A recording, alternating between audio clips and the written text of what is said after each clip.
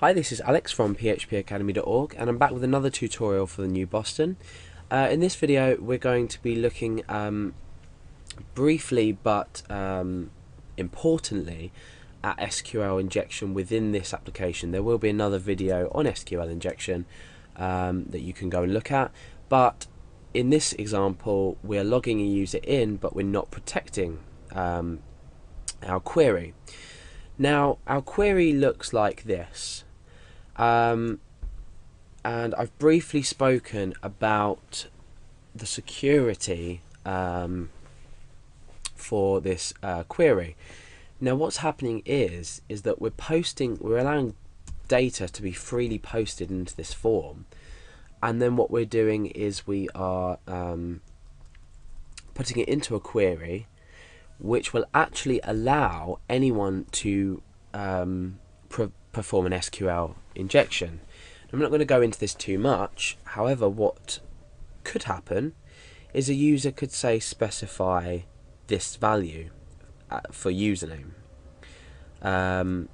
They could do a single quotation mark, and then they could say or, and then they could do two single quotation marks, and then they could do an equals and a single quotation mark. Now what I'm highlighting in blue here is possible to be entered into the username or password field. So if the user was to enter this, the query would read true to some extent. I mean, we've encrypted our password, so we can look at this either way, but this means that an SQL query can be performed. And like I said, if you are not familiar with SQL injection, sorry, not query, the query has been performed, but SQL injection can be performed. If you're not familiar with this, then either read up about it or watch my other tutorial. So what can we do to somewhat prevent SQL injection? Well, what we first of all need to do is think about a function that will protect against, and this function is called MySQL real escape string.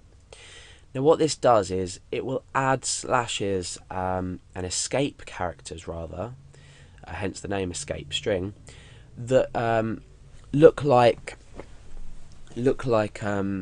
characters that might be used in an SQL injection attack. So first of all, I'm going to end our query here and just concatenate on, and then concatenate on the rest of the query. So I've just basically ended the string, concatenated on username, and concatenated on a start of the string. So this will work, and so will our password hash. Let's just end that and start that there. So you should be familiar with concatenation. Now what I want to do is encase username and password hash with this function. So I'm going to say MySQL underscore real underscore escape underscore string, and I'm going to do the same with password. Even though we're using the password as a password hash, I'm still going to do it. So MySQL real escape string.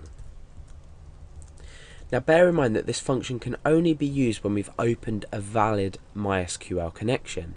So you couldn't use it in everyday applications, for example just normal form validation where you're not connecting to a database and not performing a query. You need to connect to a database beforehand. So this function has been particularly designed for queries themselves. So now we've somewhat protected against our query, let's go back and test if our login still works. So I'm going to log in as Alex, and my password is pass123. Let's click login, and you can see that you're logged in. So we can log ourselves out, and via Billy account we can do the same thing. So pass123, log in, and you're logged in.